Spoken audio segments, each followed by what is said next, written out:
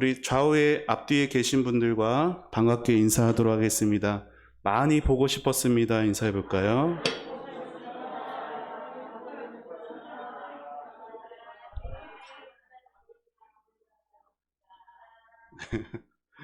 네.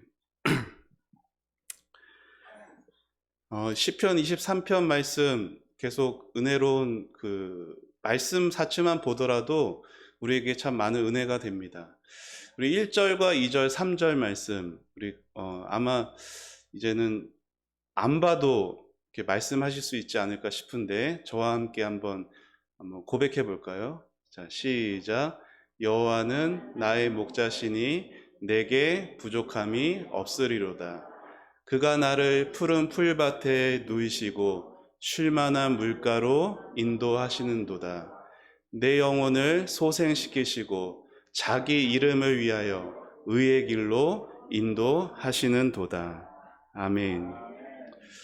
사실 3절까지의 말씀을 보면요, 참 평온한 그런 느낌이 있습니다. 잔잔한 물가로 인도함 받는 그러한 느낌을 받죠. 그런데 오늘 우리가 읽은 이 4절 말씀은 분위기가 전혀 달라져요. 바로 앞절까지 하나님의 은혜를 경험하던 그러한 환경과는 전혀 다른, 마치 험한 바다 위에서 거센 파도와 싸우는 것 같은 모습이 펼쳐집니다. 다윗과 한평생을 동행했던 다윗의 이 삶이, 하나님과 동행했던 다윗의 삶이 항상 잔잔한 물가, 푸른 풀밭 곁을 지나온 그러한 삶은 아니었어요. 다윗은 때로 영혼의 메마름을 느끼기도 했고, 길을 잃어버린 것 같은 어두캄캄한 곳에서 하나님께 버림받은 것 같은 그런 두려움을 느끼기도 했습니다. 23편 바로 앞에 22편이 있잖아요. 거기에 그런 고백을 해요. 나의 하나님, 나의 하나님, 어찌하여 나를 버리셨나이까? 같은 저자 다윗의 고백이거든요. 그런 그가 오늘 이 4절 말씀에서요, 내가 사망의 음침한 골짜기로 다닐지라도 해를 두려워하지 않는다라고 고백합니다. 여러분, 이 고백은 그 모든 고난이 다 지나갔기 때문에 하는 고백이 아닙니다. 이제 좀 형편이 나아졌기 때문에 하는 고백이 아닌 거예요. 다윗의 삶에 찾아오는 고난이 이전에 당했던 고난이든 지금 당하고 있는 고난이든 아니면 앞으로 당하게 될 어떠한 고난이든 다윗은 동일하게 이렇게 고백하는 겁니다. 나는 두렵지 않습니다. 죽음의 그림자도 나를 겁먹게 해서 하나님과 멀어지게 할 수 없습니다. 사망의 위협조차도 내가 푸른 풀밭과 쉴만한 물가에서 신앙생활 하던 것과 다르게 하게 할 수 없습니다. 왜냐하면 여전히 하나님께서 나와 함께 하시기 때문입니다. 이것이 다윗의 믿음이었습니다. 여러분, 믿음이라고 하는 것은 참 신비로워요. 그래서 어려운 환경 가운데 있다 하더라도 믿음은 그 어려운 환경을 없애는 것이 아니라 그 어려운 환경을 능가하고 뛰어넘는 하나님의 사랑이 느껴지게 하는 것이 바로 믿음이라는 거예요. 삶의 어려운 환경을 넘어서서 결국 하나님을 신뢰하고 예배하는 하나님의 위로를 나의 것 되게 하는 게 바로 믿음이라고 성경이 가르칩니다. 사랑하는 여러분의 삶에도 이러한 믿음의 은혜가 충만하시기를 축복합니다. 목자가 양떼를 인도할 때는요, 늘 푸른 풀밭만 있는 것이 아니겠죠. 왜요? 양들이 푸른 풀밭에서 그 풀들을 다 뜯어먹고 나면은 그 풀밭이 어떻게 되죠? 황폐해질 수밖에 없습니다. 그러니 먹일 풀과 마실 물이 있는 다른 곳으로 목자는 그 양들을 데리고 이동할 수밖에 없는 것이에요. 그런데 중동 지역은요, 메마른 광야길이 계속 되다가도 날카로운 협곡이 나오고 그 골짜기 사이에 길이 나 있는 곳이 더러 많습니다. 생각해 보세요. 골짜기가 깊어요. 양쪽에 높이 솟은 벼랑이 있고 그 좁은 길을 목자가 양들을 데리고 지나갑니다. 그 높은 절벽과 같은 언덕에서 언제 흙더미나 돌덩이 같은 게 쏟아질지 모릅니다. 그 어두운 계곡에는 맹수의 위협이나 강도의 위협 또한 있어요. 하지만 목자는 자기 양떼를 그곳으로 통과해야 돼요. 왜요? 그들에게 푸른 풀밭을 제공해 주기 위해서. 그러한 골짜기는요, 꽃이 피고 새가 날아다니는 아름다운 풍경을 감상할 만한 그런 곳이 아닙니다.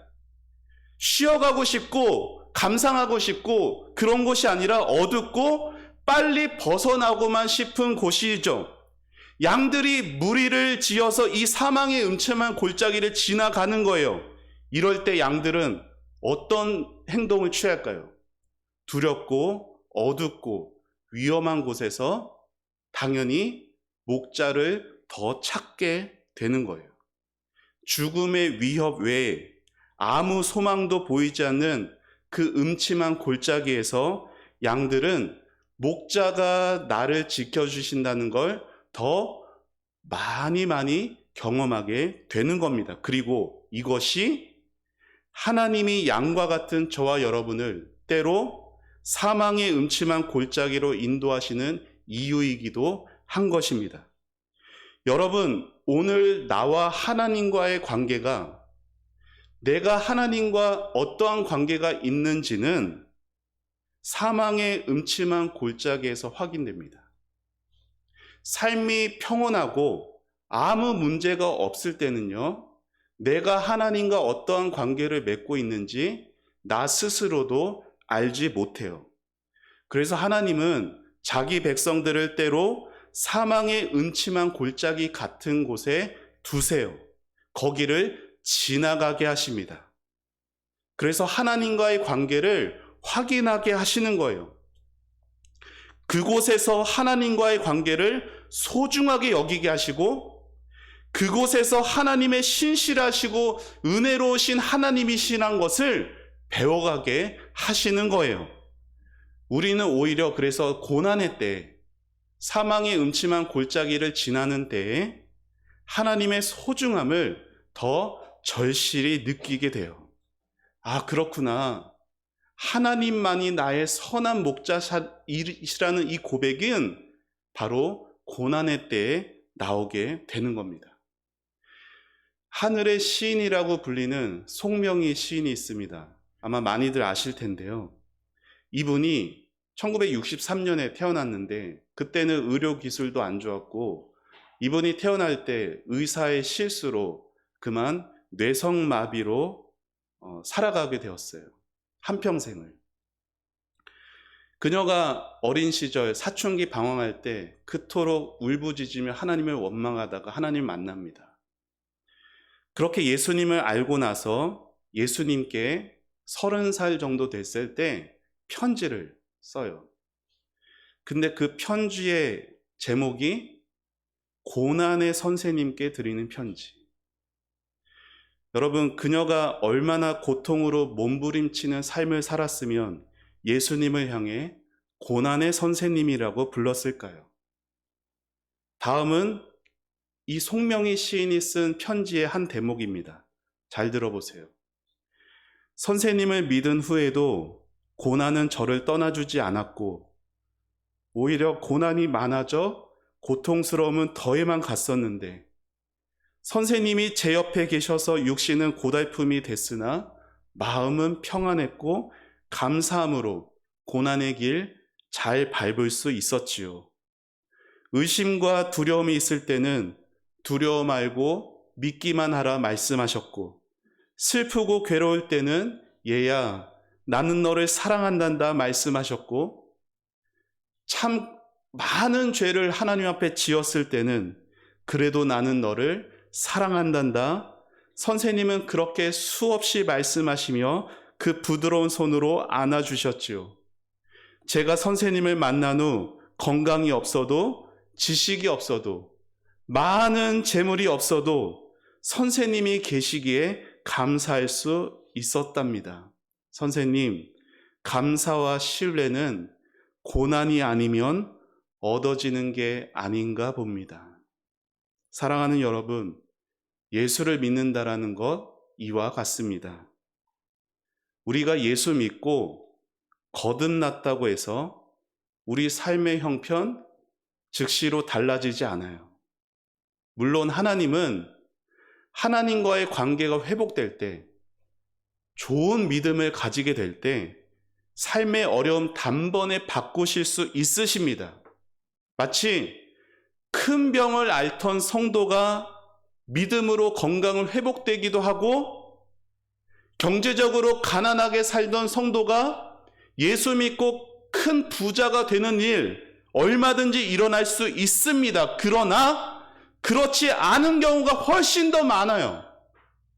여러분이 오늘 같은 주일날 교회에 와서 말씀 듣고 찬양하며 기도하고 은혜 받고 하나님의 큰 사랑 체험하고 집에 돌아가도 여러분의 가족들은 아무 변화 없이 전에 살던 대로 살고 있을 겁니다. 여러분의 많은 은행 빚이 여러분이 우연히 사둔 어떤 복권이 당첨돼서 단번에 갚을 수 있는 일도 일어나지 않을 거예요. 물론 이런 일도 일어날 수도 있지만 대부분 그렇게 되지 않습니다. 여러분이 은혜 받고 변화되어도 사망의 골짜기에 있는 그 상황은 여전히 변화되지 않은 채 그대로 남아 있을 수 있다라는 거예요. 그러면 여러분은 이렇게 생각하실지도 모릅니다. 그럴 바에야 왜 예수를 믿어야 되는가? 여전히 인생의 짐이 무겁고 사망의 음침한 골짜기에 있어야 한다면 왜 주일날 이렇게 교회 예배당까지 나와야 하고 왜 이렇게 기도해야 하는가? 이러한 신앙의 회의가 드는 질문들 생겨날 수 있다고요. 하지만 여러분, 우리가 조금만 더 믿음을 가지고 다시 곰곰이 생각해 보면 우리는 이렇게 말할 수 있습니다. 예전에 경험했던 그 사망의 음침한 골짜기에는요, 두려움밖에 없었어요. 고통밖에 없었어요. 그 슬픔과 아픔들, 가슴에 쌓인 상처들 부둥켜 안는 것밖에 할 수가 없었다고요. 하지만 하나님을 믿고 그분을 의지하며 지나가는 사망의 음침한 골짜기는 달라요. 뭐가? 상황은 변하지 않았지만 그 속에서 내가 누구인지 발견합니다. 내가 하나님의 자녀이고 내가 하나님께 사랑받고 있고 내가 믿는 주님이 은혜로우시고 신실하시고 그분과의 관계가 나에게 얼마나 소중한지 경험하게 되는 것이 되는 거예요. 사랑하는 여러분, 목자이신 하나님이 인도하는 사망의 음침한 골짜기, 여러분이 또 하나 아셔야 되는 게 그곳은 영원하지 않다라는 거예요. 잠깐입니다. 놀이동산 같은 데 가보시면 얼마나 무서운 놀이기구들이 있어요. 바이킹이 있고 롤러코스터가 있고 막 그렇게 어질어질하면서 무섭게 내려 땅바닥으로 막 쏜살같이 달리는 그거 다들 웃으면서 타요. 왜요? 잠깐이니까. 하나님의 자녀들을 향해 다가오는 고난들이 거센 파도와 같고 그 순간이 영원할 것 같이 느껴질지라도 두려울지라도 그곳은 잠깐일 뿐입니다. 다윗이 이러한 믿음으로 다른 시편에서 이렇게 고백했어요. 시편 30편 말씀에 다윗이 이렇게 고백합니다. 화면을 보면 같이 읽어볼까요? 시작.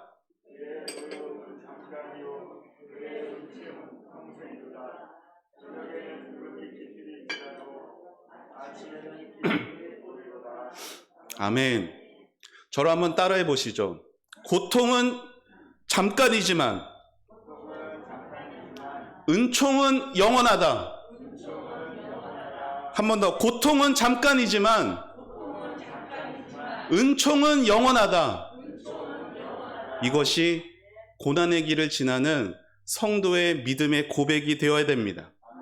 사망의 음침한 골짜기 한가운데 있어도 내 인생이라는 배의 키를 잡고 계시는 분이 나의 하나님이라는 것을, 목사님의 하나님, 저 권사님, 장로님의 하나님이 아니라 믿음 없는 것 같아도, 직분이 없는 것 같아도 나의 하나님이시란 것을 내가 확신하는 한 여러분은 몰아치는 파도에서도 오히려 감사하며 헤쳐나가실 수 있습니다. 빛이 없는 어둠 속에서도 방황하실지라도 여러분의 손목이 주님 손에 붙들려 있다는 것을 확신한다면 여러분의 두려움은 기도로 변할 것이고 여러분의 한숨은 찬양으로 변화될 것입니다. 여러분 인생의 지나온 시간들을 돌아보세요. 그 길은 여러분 홀로 걸어온 것이 아니라 하나님이 함께 하오신 길이었습니다. 하나님은 하나님 없이 살려는 저와 여러분 하나님의 자녀로 이끌어 주셨어요. 그분은 사랑으로 우리를 여기까지 인도해 주신 거잖아요. 때로 인생의 고난 속에서 홀로 시련을 당하고 있다고 생각했지만, 나만 왜 이 고통 당하냐고 생각했지만 늘 나의 곁에는 하나님이 계셨던 거예요. 우리는 종종 하나님 없이 살아온 때가 있었으나 하나님은 한순간도 여러분을 홀로 두신 적이 없으십니다. 심지어 죄를 지어서 여러분이 하나님을 떠났더라도 하나님은 사랑으로 여러분을 찾아가십니다. 우리는 우리 마음대로 하나님 믿음이라는 것 가지고, 하나님 능력이라는 것 가지고 때로 하나님을 이용해 보려 하기도 하지만 하나님은 그렇게 연약하고 그렇게 어리석은 우리의 존재 자체를 기뻐하십니다. 인생의 고난 앞에 더 이상 버틸 힘이 없다 느껴지실 때 믿음의 눈을 들어 하나님을 바라보십시오. 하나님이 여러분에게 이렇게 말씀하실 거예요. 너희가 사망의 음침한 골짜기를 지날지라도 두려워하지 말라. 바로 거기서도 내가 너희와 함께하기 때문이다. 나의 어린 양들아 나를 신뢰하라. 내가 너희를 지킬 것이다. 사랑하는 여러분, 우리가 사망의 음침한 골짜기에서도 하나님의 함께하심을 경험할 수 있다면 그곳은 사망의 땅이 아닌 것이에요. 고통의 땅이 아닙니다. 어둠과 사망이 다윗을 위협할 때에도 그가 하나님과 함께하고 있다는 것을 확신했을 때 그는 이렇게 고백했어요. 여호와는 나의 빛이요 나의 구원이시니 내가 누구를 두려워하리요.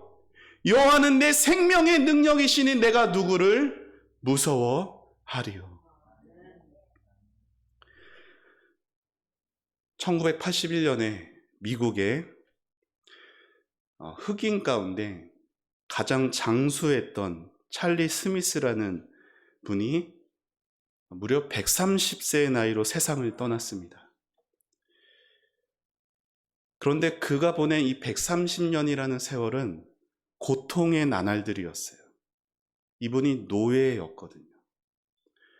여러분 생각해 보세요. 노예로 있는 데다가 흑인이에요. 얼마나 그 삶이 고난이었었겠습니까? 노예로 태어났고 갓난 아이 때부터 고통과 학대 속에 살아옵니다. 미국의 남부와 서부 곳곳을 헤매며 매를 맞고 모욕을 당하고 굶주려요. 죽을 고비도 20번 이상 넘겼다고 합니다.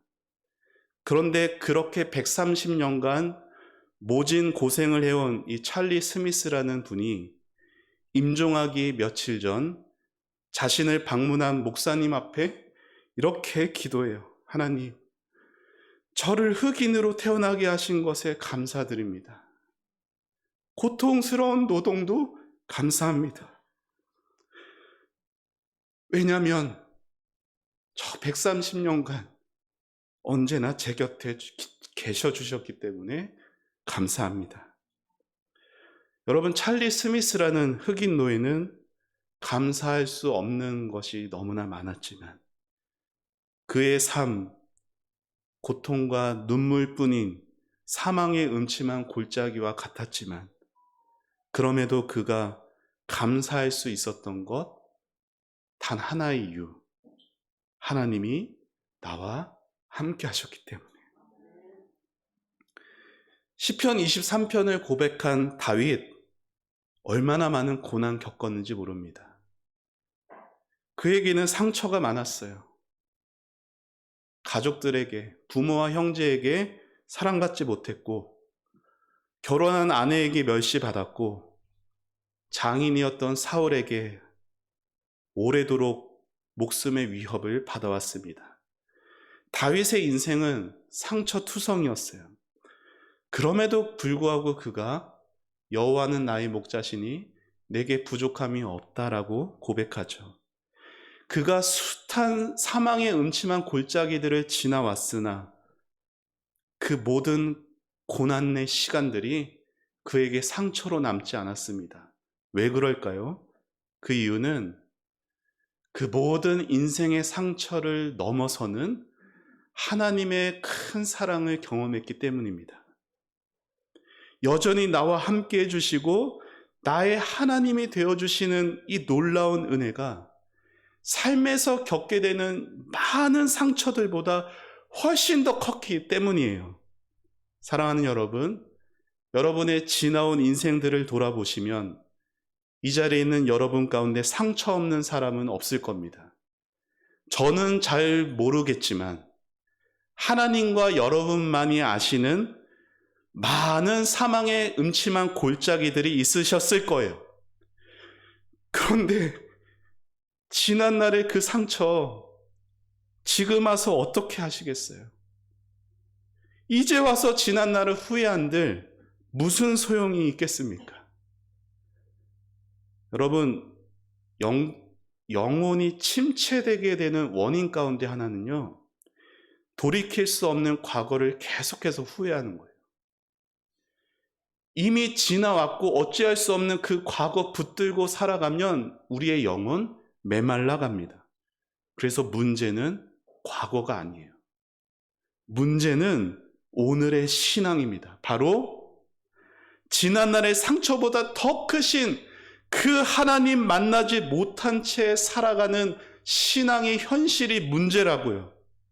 하나님께서는 그 상처를 통해 여러분을 향한 하나님의 사랑이 얼마나 크고 놀라운지를 보여주기를 원하십니다. 여러분에게 베푸시는 하나님의 은혜와 사랑은 여러분이 지난날 받아오신 그 상처로 제한받지 않으세요. 여러분이 지난날 어떤 상처받았다고 아픔이 있었다고 해서 여러분에게 부어질 하나님의 사랑이 멈춰지거나 작아지지 않는다고요. 그래서 지난날의 그 상처를 붙들고 사시는 것이 아니라, 사실 시간이 지난 세상은 세월이 약이다라고 말하죠. 왜요? 세상은 하나님의 은혜와 사랑을 모르니까 그것밖에 말해줄 수가 없어요. 그런데 정말 그러던가요? 여러분 인생에 찾아왔던 그 가슴을 후벼 팠던 그 아픔이 지금 수십 년이 지났다고 해서 다 사라졌나요? 자유하십니까?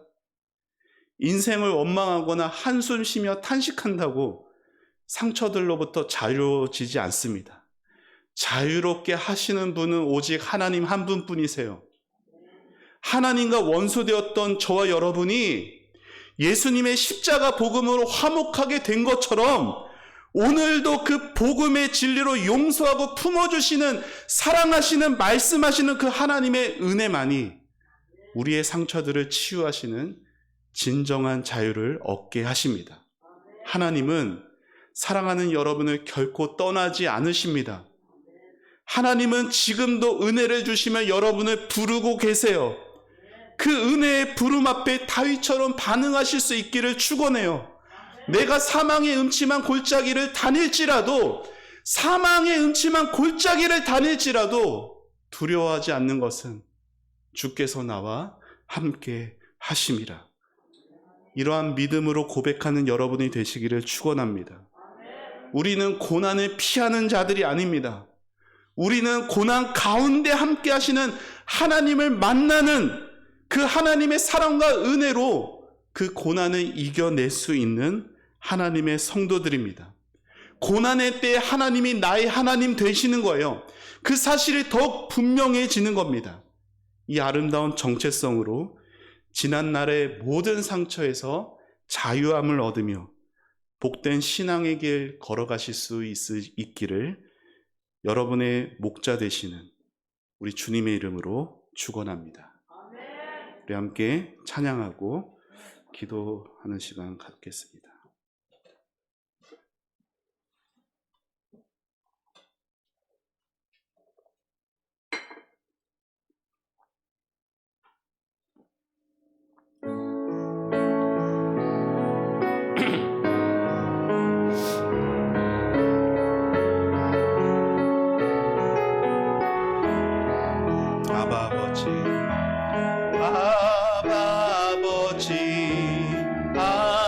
아버지 나를 안으시고 바라보시는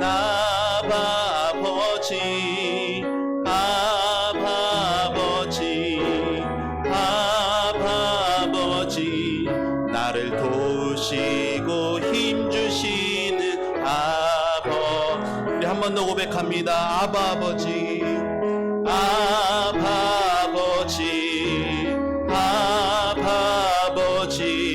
나를 안으시고 바라보시는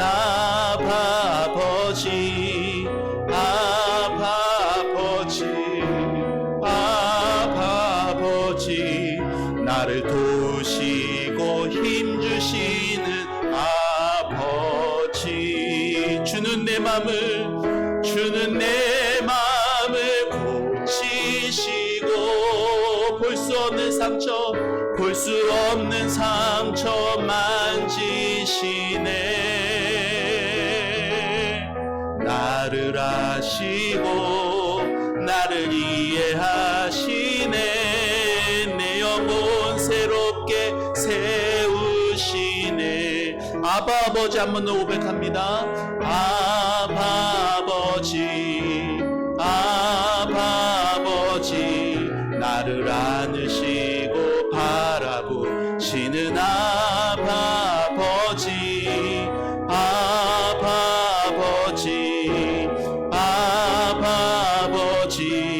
나를 도우시고 힘주시는 주는 내 맘을 고치시고 주는 내 맘을 볼 수 없는 상처도 만져주십니다. 볼 수 없는 상처 만지시네. 나를 아시고 나를 이해하시네. 내 영혼 새롭게 주는 내 맘을 고치시고 주는 내 맘을 고치시고 볼 수 없는 상처 만지시네. 나를 아시고 나를 이해하시네. 내 영혼 새롭게 세우시네. 진짜 말씀 생각하며 같이 기도하며 나갔으면 좋겠습니다. 사망의 음침한 골짜기를 혹시 지나고 계십니까? 아니면 사망의 음침한 골짜기에서 받은 상처가 여러분의 오늘의 삶을 힘겹게 하고 있습니까? 지나온 시간들, 그 어려움들, 지금 우리가 어찌할 수 없는 것들 하나님만이 해결해 주실 수 있고 하나님만이 자유롭게 하실 수 있습니다. 우리는 그곳에서 빨리 빠져나오기만을 바라지만 하나님은 그곳에서 하나님이 나의 하나님 되기를, 하나님의 은혜와 사랑을 베풀어 주는 것을 경험하기를 원하고 계십니다.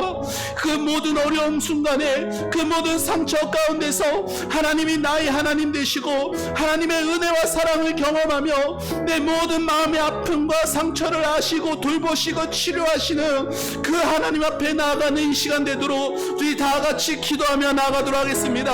함께 기도합니다. 아버지 하나님, 주님 은혜를 베풀어 주심에 감사를 드립니다. 아버지 하나님, 참으로 인생에 어렵고 힘든 순간들 다른 사람들에게 말할 수 없고 혼자 마음 가운데 가지고 있었던 그 모든 마음의 상처와 그 모든 슬픔과 아픔들, 아버지 하나님을 모르었을 때는 세월이 약인 줄만 알았고 그저 고통과 아픔들 품에 안고 끌어안고만 가야만 했는데, 아버지 하나님을 알고 그 은혜를 아니, 그 사랑을 아니, 아버지 하나님 그 가운데서도 하나님은 하나님은 떠나지 않으셨습니다. 내가 고통당할 때 하나님은 함께 하셨습니다.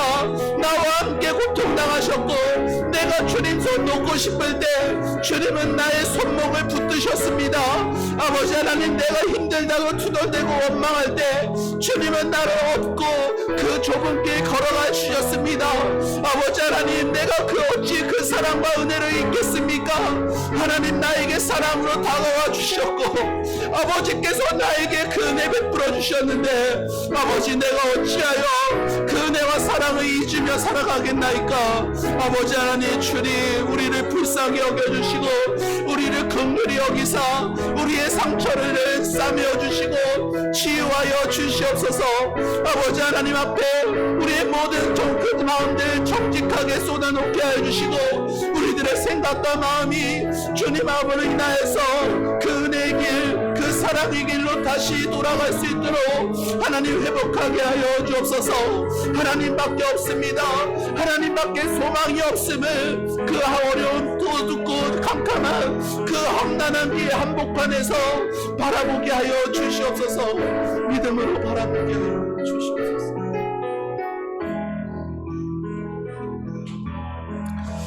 하나님 은혜를 감사합니다.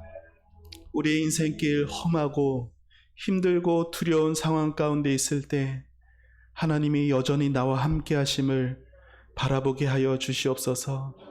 지나온 시간들도 어렵고 힘든 것 나 혼자만이 아니라 내 곁에 함께, 나와 함께 하나님의 은혜와 사랑, 하나님이 나의 하나님 되어주심을 그렇게 알게 하고 싶어 하신 아버지의 마음을 알게 하여 주시옵소서. 앞으로도 어떤 고난이 우리 앞에 놓여진지 우리는 알지 못합니다. 하지만 어떠한 고난이 있을 때 하나님이 함께 하시는 고난이며 하나님이 나의 하나님 되시는 고난이기에 두려워하지 않겠습니다. 하나님, 저희와 동행하여 주시옵소서. 이 험악한 이 힘든 인생길 저의 손 놓고 계시지 않음을 믿음으로 깨닫게 하여 주시옵소서. 어떠한 환난과 고난도 하나님보다 크지 않습니다. 하나님의 은혜와 사랑보다 더 큰 고난과 어려움은 없습니다.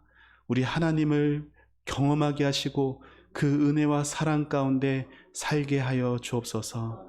하나님께 모든 것 감사드리오며 예수님의 이름으로 기도합니다. 아멘.